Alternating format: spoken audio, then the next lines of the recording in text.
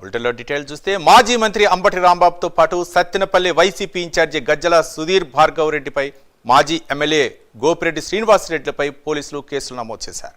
జగన్ పర్యటనలో కంటేపూడి దగ్గర బారికేడ్లు తొలగించి హంగామా చేసిన అంబటిపైన క్రైమ్ నెంబర్ 73/2025 188 332 353 427 సెక్షన్ల కింద కేసు నమోదు చేశారు. అలాగే అనుమతి లేకుండా ర్యాలీ డీజే ఏర్పాటుపై గజ్జల సుధీర్ భార్గవ్ రెడ్డి గోపిరెడ్డిలపై కేసు నమోదు చేశారు. పోలీస్ 30 యాక్ట్ అమల్లో ఉన్న ర్యాలీ నిర్వహించడంపై ఎఫ్ఐఆర్ నెంబర్ 156/2025 నమోదైంది.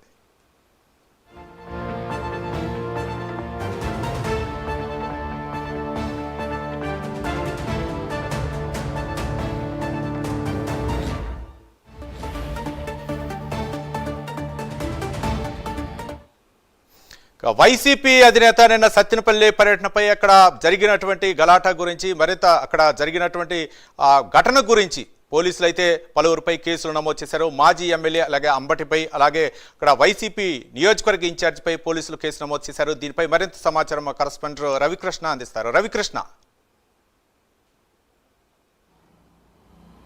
రవి, ఏదైతే నిన్న జరిగినటువంటి వైసీపీ అధినేత జగన్ పర్యటన ఏదైతే ఉందో పల్నాడుకి సంబంధించి ఆ పల్నాడు జిల్లాలో జరిగిన పర్యటన ఆరంభం నుంచి కూడా వివాదాలతోనే ప్రారంభమైందని చెప్పుకోవాలి. ఆ తర్వాత పూర్తిగా కూడా అక్కడ కంట్రోల్ తప్పినట్టు కూడా కనపడుతుంది. ముఖ్యంగా కూడా ఈ పర్యటనకు సంబంధించి పోలీసులు అయితే పర్మిషన్ ఇవ్వలేదు. పోలీసులు పర్మిషన్ ఇవ్వలేనప్పటికీ కూడా అక్కడ ఉన్నటువంటి ఎవరైతే సత్తెనపల్లి ఇన్ఛార్జిగా ఉన్నటువంటి గజ్జల సంబంధించినటువంటి ఎవరైతే ఉన్నారో ఆయన అయితే మాత్రం దానికి సంబంధించి పోలీసుల దగ్గర పర్మిషన్ కోసం వెళ్ళారు. భార్గవ్ రెడ్డి వెళ్ళినటువంటి సందర్భంలో ఆయనకి కొన్ని పరిమితులతో కూడినటువంటి పర్మిషన్స్ అయితే ఇవ్వటం అనేది జరిగింది. దీనికి సంబంధించి ప్రధానంగా కూడా కాన్వాయ్లో 3 వాహనాలు ఉండాలి, అలాగే 100 మంది మించి ఈ రెంటపాళ్ళ గ్రామంలోకి ఎంటర్ కాకూడదు, అలాగే అక్కడ ర్యాలీలు ఏవి నిర్వహించకూడదు అని చెప్పినటువంటి పరిస్థితి. దీనికి ఒబే అయినటువంటి వైసీపీకి సంబంధించిన నాయకులు అప్పుడైతే అగ్రీ అయ్యారు. తర్వాత ఎప్పుడైతే నిన్న జగన్ తన నివాసం నుంచి రెంటపాళ్ళ గ్రామానికి, పల్నాడు జిల్లాలో ఉన్న రెంటపాళ్ళ గ్రామానికి బయలుదేరాడో అక్కడ నుంచి ప్రారంభం నుంచి కూడా అన్ని చోట్ల పెద్ద ఎత్తున కూడా క్రౌడు రావటం, అలాగే ప్రతి చోట కూడా ర్యాలీలు చేయటం, అలాగే ఫ్లెక్సీలు డీజేలు పెట్టడం, ఇవన్నీ కూడా జరిగినటువంటి నేపథ్యం. ఆ తర్వాత ఎక్కడైతే సత్తెనపల్లికి సంబంధించి సత్తెనపూడి ఎంటర్ అయినటువంటి సందర్భంలో అక్కడ కంటిపూడి గ్రామం వద్ద అయితే మాత్రం అంబటి రాంబాబు అక్కడ ఉన్నటువంటి పోలీసు అధికారి అంటే డిఎస్పీ స్థాయి అధికారి అయినటువంటి నాగేశ్వరరావుతో తీవ్రంగా కూడా వాగ్వివాదానికి దిగాడు. ప్రధానంగా అక్కడ పెద్ద ఎత్తున కూడా ర్యాలీగా వస్తున్నటువంటి వైసీపీ శ్రేణులు ఏవైతే ఉన్నాయో వైసీపీ శ్రేణుల్ని అడ్డుకున్నటువంటి ప్రయత్నం అయితే పోలీసులు చేశారు.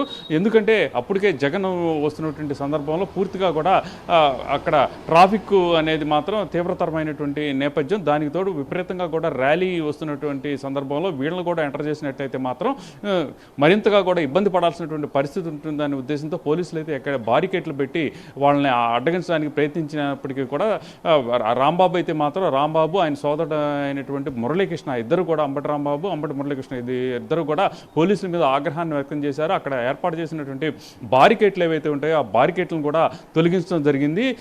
అప్పుడు పెద్ద ఎత్తున కూడా పోలీసులను పక్కన నెట్టినటువంటి సందర్భంలో వాళ్ళ మీద అయితే మాత్రం పోలీసు విధులకు ఆటంకం కలిగించాడని అంబటి రాంబాబు మీద అయితే కేసు నమోదు చేశారు. దీనికి సంబంధించి ఆయన మీద 188, 332, 356, 427 ఈ యాక్టులు అయితే సెక్షన్స్ ప్రకారం ఆయన మీద కేసు నమోదు చేశారు. అదేవిధంగా కూడా దానికి సంబంధించి గజ్జల భార్గవ్ రెడ్డి ఎవరైతే సత్తెనపల్లికి సంబంధించినటువంటి ఇన్ఛార్జి వైసీపీకి ఇన్ఛార్జి ఉన్నారో ఆయన మీద కూడా కేసు నమోదు చేయడం జరిగింది. ఆయన అక్కడ పర్మిషన్ అయితే తీసుకున్నారు, కానీ పర్మిషన్లో ఇచ్చినటువంటి నిబంధనలు ఏవైతే ఉన్నాయో వాటిని పూర్తిగా ఉల్లంఘించారు.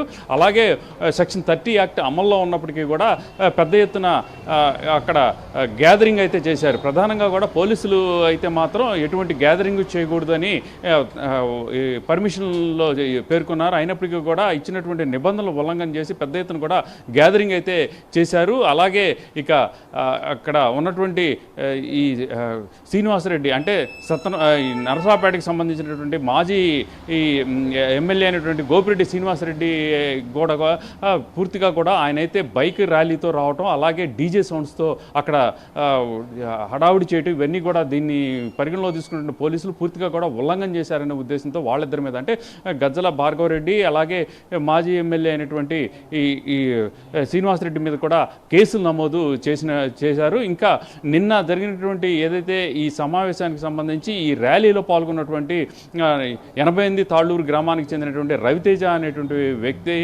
ఈ పార్టీకి సంబంధించినటువంటి ఒక కార్యకర్త అయితే మాత్రం పెట్టినటువంటి పోస్టింగ్లు ఏవైతే ఉన్నాయో, బ్యానర్స్ ఏవైతే ఉన్నాయో అది మాత్రం తీవ్రంగా సంచలనం సృష్టించాయని చెప్పుకోవాలి.